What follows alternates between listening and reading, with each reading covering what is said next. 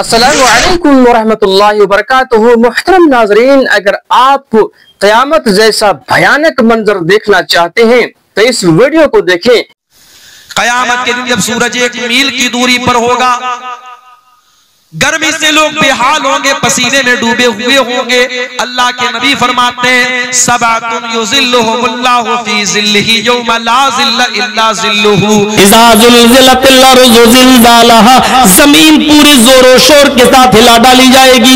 ये वो वाला भूकंप भी नहीं है, ये ऐसा भूकंप होगा कि पहाड़ अपनी जगह से सरक जाएंगे, बिल्डिंगें अपनी जगह से गिर जाएंगी, समंदर का पानी पूरी दुनिया में फैल जाएगा, एक मकान भी अपनी जगह पर नहीं होगा, सब धराशायी हो जाएगा। इज़ा ज़ुलज़िलतिल अर्ज़ु ज़िलज़ाला, जमीन पूरी जोरों शोर के साथ, शिद्दत के साथ हिला डाली जाएगी। व अखरजतिल अर्ज़ु अस्क़ालहा, आए अमीरों, आए चौधरियों, आए समाज के सरमुर्दा लोगों, जिनको महाजन कहा जाता है, महाजनों, कितना सोना है तुम्हारे पास, कितनी चांदी है तुम्हारे पास, संभाल के रखो।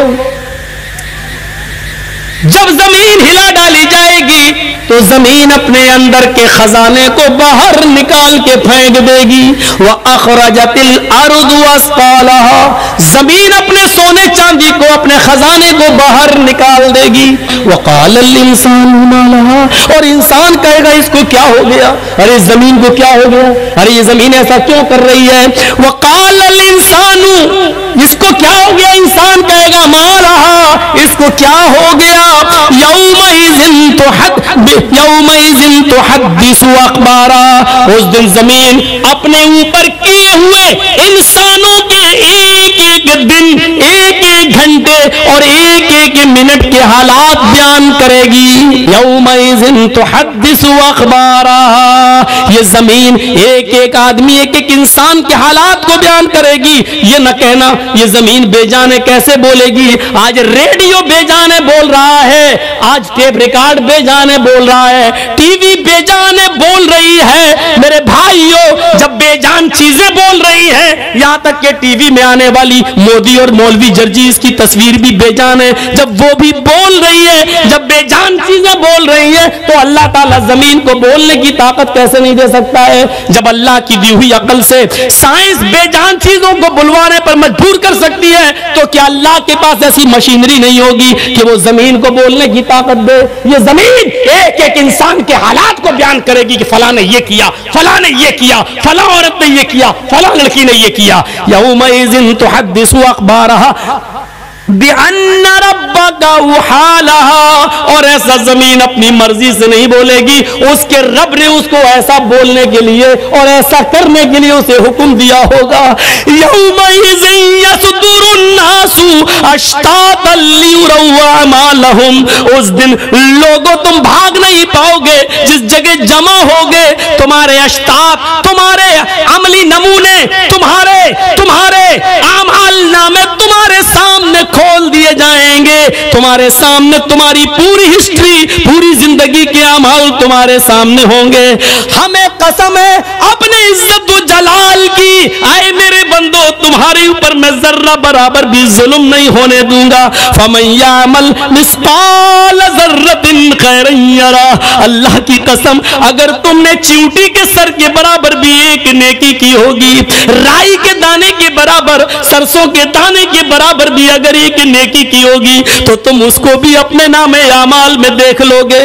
और वमन यामल मिस्काला ज़र्रतिन खैरन यरा वमन यामल मिस्काला ज़र्रतिन शर्रन यरा, और अगर तुमने जर्रा बराबर, सरसों के दाने के बराबर, राई के दाने के बराबर, चींटी के सर के बराबर भी अगर कोई गुनाह किया होगा, कोई बुराई की होगी, तो उसको भी तुम अपने नामे आमाल में देख लोगे। क़यामत के दिन जब सूरज 1 मील की दूरी पर होगा, गर्मी से लोग बेहाल होंगे, पसीने में डूबे हुए होंगे। अल्लाह के नबी फरमाते हैं सबअतुन युज़िल्लुहुमुल्लाहु फी ज़िल्लिही यौमा ला ज़िल्ला इल्ला ज़िल्लुहु।